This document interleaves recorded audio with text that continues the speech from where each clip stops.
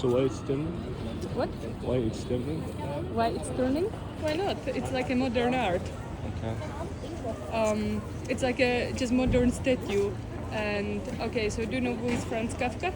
I know, yeah. Do you know him? Mm-hmm. He was born in Prague. Okay. So lots of places with him are connected because he's one of the most famous person born in Prague. Mm-hmm. So this statue was made by a person called David Czerny. He's like an artist which made so many statues here in Prague, and this is one of his most famous one. Okay. So he's always looking in this direction, or It's always changing, you know. He's like looking there and there and there and there and there, and it's like going, and it's for 15 minutes, then it stops, and it's every 15 minutes. he's watching every everybody? 1 hour. Yeah, exactly. That looks nice. Yeah, I wanted to catch when it's turning, because then it's just bending, you know, not interesting.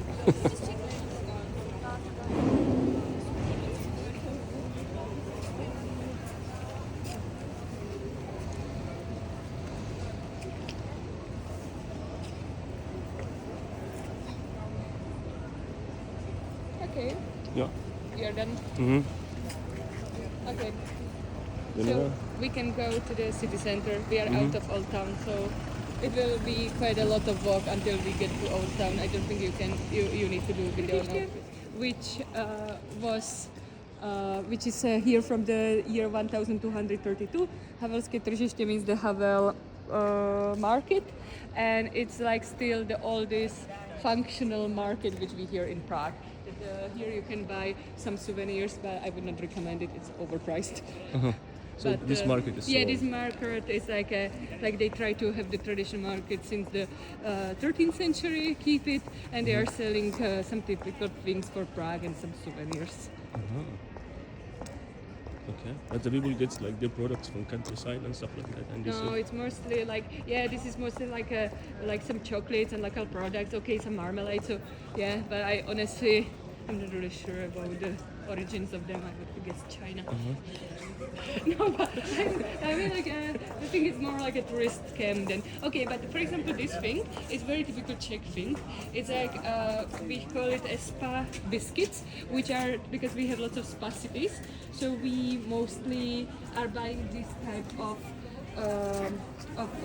biscuits from there, from the spa cities. So they are like one of the traditional thing here. But mostly those you buy in the shop for half price and also. So here is more expensive. Yeah, of course. So nothing special. Yeah, here it's just they try to make the tradition of the market, keep the market.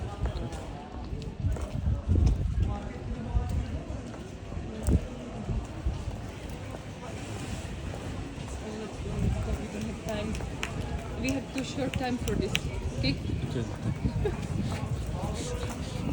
Because we have to at least get to the Old Town, because I wanted to show you the Old Town Square, the Jewish Town, the Charles Bridge. I think Prague Castle we will not manage, you have to manage by yourself. Kampa Island.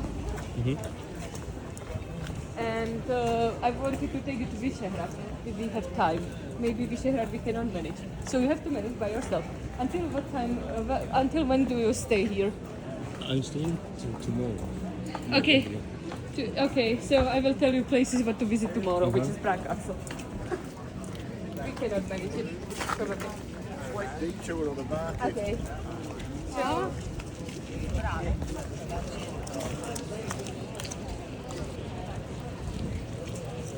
So what is this church? It's like a one random church. We have thousands of churches. I cannot tell you anything about this church. I can tell you just it's a Baroque church, because you know Czech Republic has a very big amount of churches, which is interesting because we are the most atheist country in the world. So here, welcome in the Old Town Square. This square is the main dominant of Prague. In the past, it was. This place had many markets. Still, we have here a Christmas and Easter market and some other markets. Here you see a town hall, which is the oldest town hall in Czech Republic. We have This one. yeah, this one. Okay. This is the town hall.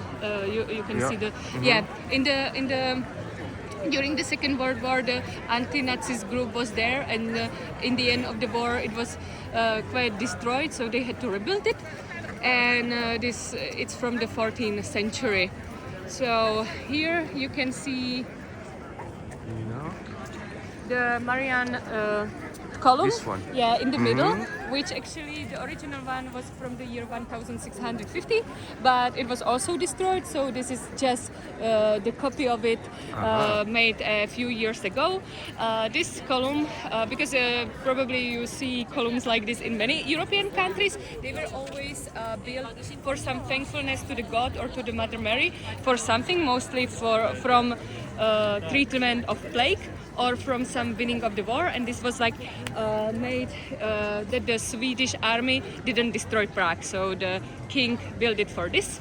Here you see the most known church, which is the Teen Church. It's a Gothic church, and what is interesting about it that it has these two towers, which are called Adam and Eve, the first people.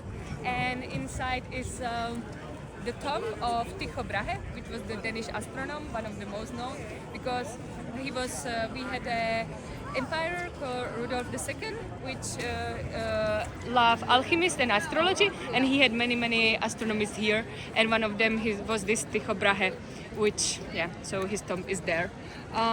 There you can see the statue of Jan Hus. Jan Hus was the first reformator, which was fighting against the Catholic Church, because Catholic Church during the Middle Age was very corrupted, was not caring about people, but just about money. So at the end, for criticizing of the Catholics, he was burned to death in the year 1415 in Austria, and since he is our national hero, and even for the day of his burn we have a national holiday, we built a statue of him here. Here you can see the Kinsky Palace, which is the Rococo house, very famous. This Kinsky house in the past was also a high school where the Franz Kafka was going, and which is interesting that the daughter of the owner was a secretary of Alfred Nobel, and she's the first woman who got a Nobel Prize for Peace. Berta Kinsky, because she was against war, like very pacifist, and she was like, that's why she got the Nobel Prize of Peace. Yeah. So, and then we have to see the astronomical clocks, which are from that side. Go ahead. Yeah, exactly.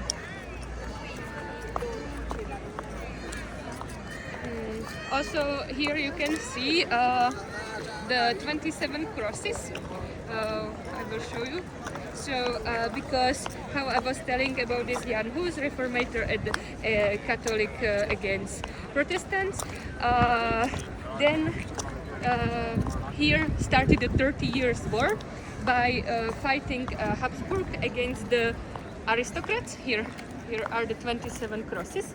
And these 27 crosses are, this is how the 30 Years' War started, because they lost the fight against the Habsburg and they were killed here like a punishment for it. So it reminds.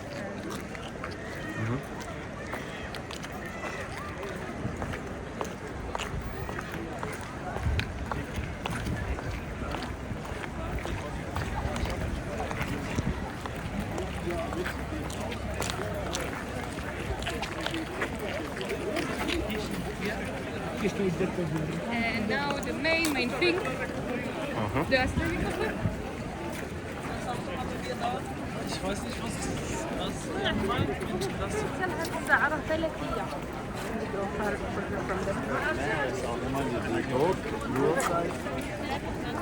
So this is the astronomical clock, which is the main thing here in Prague.